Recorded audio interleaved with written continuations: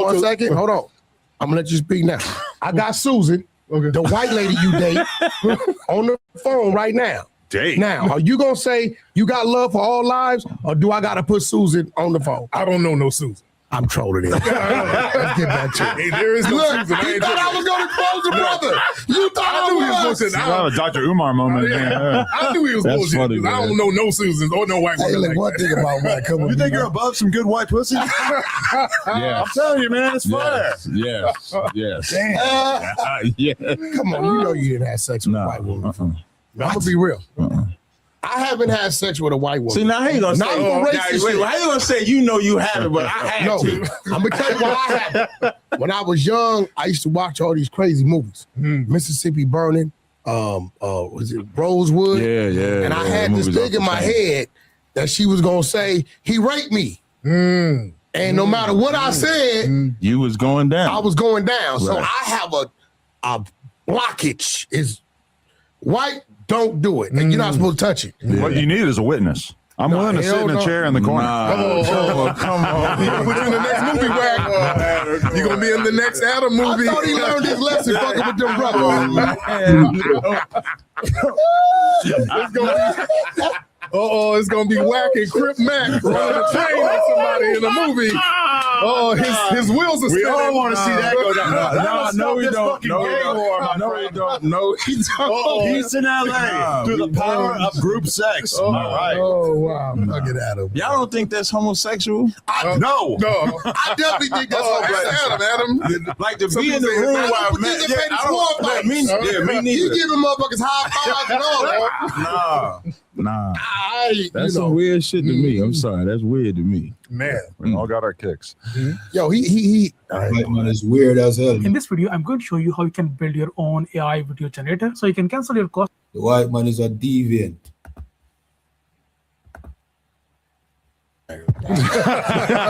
You going greatest hits mode again? So you really think that we don't have opportunity today? We do. We have opportunity. But I think he was asking a comparison, right? Right. Yeah, I like the same opportunity as we had 100, 200 years ago, man. We're under the same system. That's why you disagree with Martin. Right. Because you I felt hate like Martin, to be perfect. Yeah, you felt like Martin who? Martin Luther King. Really? You didn't like Dr. King? Why not? Because when you look at segregation, right? So life before segregation was better. We had our own school system, and then uppity black folks wanted white education. So now you got Brown versus Board of Education, which disannulled the black school system. If you go economically, you take, what's that? The Negro League is a good example. The Negro League, think about a baseball team, right? Take Yankee Stadium, right? Well, what's out here? The Dodgers. So take the Dodger Stadium. If you go to watch the baseball game, you're going to get hungry. So you're going to patronize the restaurants. You're going to buy the memorabilia for the people that you like. You're going to do all of that. So that's what we had with the Negro League. Yeah. And because we wanted to hit the white baseball, we went and the owner of the Brooklyn Dodgers said he was using integration. If we fought back about taking their best players, so they took Satchel Paige, Jackie Robinson, Josh Gibson, and he said, if they fight us, we'll say, don't y'all want to integrate? And so the American baseball's agenda was to destroy the Negro League. And in destroying the Negro League, you didn't just destroy the baseball team, you destroyed the surrounding cottage industry businesses. around it, right? So when I mean by segregation, I'm not talking about no interaction with white people. That's not what I mean. But segregation is creating the same cocoon I said them Jewish people have. Jewish people have their own cities. Chinese people have their own cities. They're in their own. Jewish people have their own hospitals, fire departments. They have their own police department, and nobody says nothing. So that same cocoon is what we would have had while we were segregated. And we would still have the same problems. When we talk about in 2023, and you say the opportunities, and you say the opportunity, you say they're better, you say they're the same. I agree that they're the same, but what we lost in the opportunity is our family structure, education, and economic priority. And going to the Board of Education, that Brown case, initially they were trying to get resources for black schools. They didn't want to integrate. They didn't want to go to white schools. The NAACP came in, which was white run at the time. Right. It's still white run, by the way. I think it was founded by them. It was. Right. They had a guy named Spingard who was the president at the time, they went in and said, hey, forget the money. Let us just go to the schools. Let blacks go to schools with whites. And that never really worked because when blacks tried to go to schools, they just started putting black people in special education. Can I give you a horror story? Yeah. Go ahead. Little Rock 9, I know you're familiar with that, right? Little Rock 9, for those that don't know, is when they took 9 black kids and sent them to Little Rock. That's that picture with Jerry Jones. Yeah, I know that picture with Jerry Jones where they showing them hosing. That's in Arkansas, right? Little Rock 9, they take them 9 kids and send them to school. They send them National Guard, got to protect them. They go through hell. The lady is like maybe 25, 30 years old. They're interviewing her and they asked her what was her experience. And she said the experience was real rough. The white kids, they used to bully me. They used to pick on me and I couldn't fight back with them. But when I went home, I used to beat up my little brother. Because when you get oppressed, you have to channel that anger somewhere. So she channeled that anger out on her brother. Now, amplify that with black people and trying to integrate when you don't even have power to say no. As the NAACP is saying, let's go into them white schools and just go to their school. We don't have power to tell whites we don't want to learn this because we ain't established ourselves yet. We're only like 40 or 50 years removed from slavery. What power do we have? Now, we got power to sit down at the table. Like other nations have power. Even though when the towers fell, even though they so-called at war with Afghanistan, the Arabs was not profiled. Right. Nothing was done to them. No, they was profiled. Hell, where? For a quick minute. They was profiled. For a quick minute. When you go to the airport, for a quick somebody minute. with the thing on. Niggas was like, hey, I ain't getting no profile. Okay, but when I'm saying about profile, that's probably black people doing that because white people saw them turbans. Saw them turbans. Yeah, it wasn't easy being Middle Eastern in America for a few years there. What I mean by profile is like they wasn't getting pulled over and suspected, hey, you got a bomb in the car? No. Like how we got guns in the car. Right. That's what I mean when I say profile. So So we lost so much in the middle of building ourselves up. Integration comes, and then now in 2023, we lost so much in that gap. That's why I say that segregation was better. It's not that we shouldn't, like we're in America, like Wack say, we're in America. So we're in a melting pot of different ethnicities.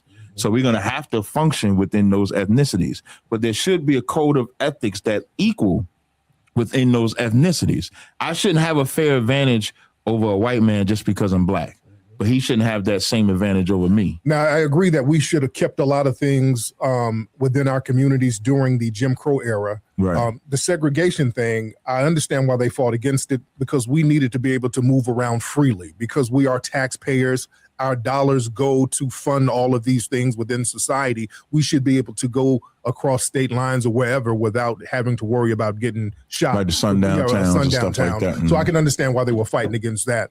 The reason why they said, we'll let you guys into some of our stores, because they didn't really let us into their communities. They created white suburbs and fled to there and left us in the inner cities and took the tax brackets with them. They said, you're going to have to give up all of your businesses if we're going to do this integration thing. And that was the trick bag we fell for.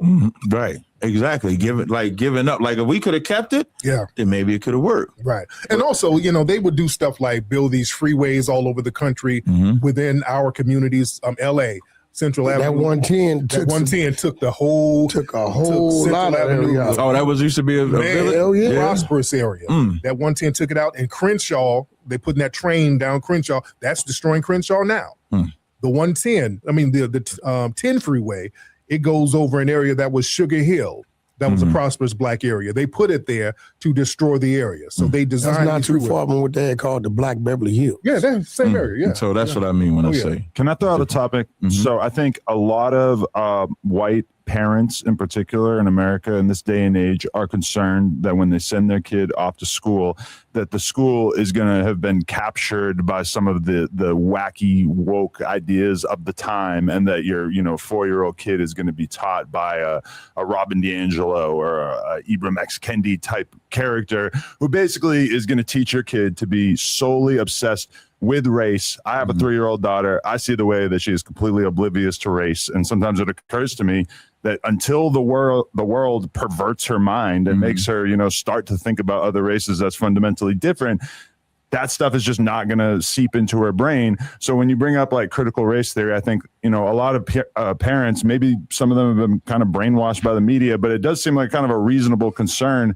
that as a reaction to, you know, traditional American racism, that a lot of, you know, schools and institutions and stuff have just gotten to the point where they think that the cure for racism is to obsess over it and to teach kids that their identity is the most important thing about them. And I think a lot of people, white and black, find this idea kind of disturbing. So the narrative, because I hear this from a lot of white people, we don't want our kids to get the woke knowledge. They don't need to know anything about race. It's woke CRT. And let me tell you something. I have little children, and they be on these Xbox games, and there's 4- and 5-year-old white kids yelling nigga, nigga, nigga at the top of their lungs all the time. White children are taught in the home about white supremacy. They know anti-black racism early on. So in schools, we should have a counter to that. We should talk about the black experience and how to counter anti-black racism, not to ignore it because it's being taught already. Also, the CRT thing, they say, well, it's going to teach white kids to feel guilty about themselves. For years, we've been reading about how black people were nothing but slaves. White people did everything for us. We had to beg for justice. We had to do all this.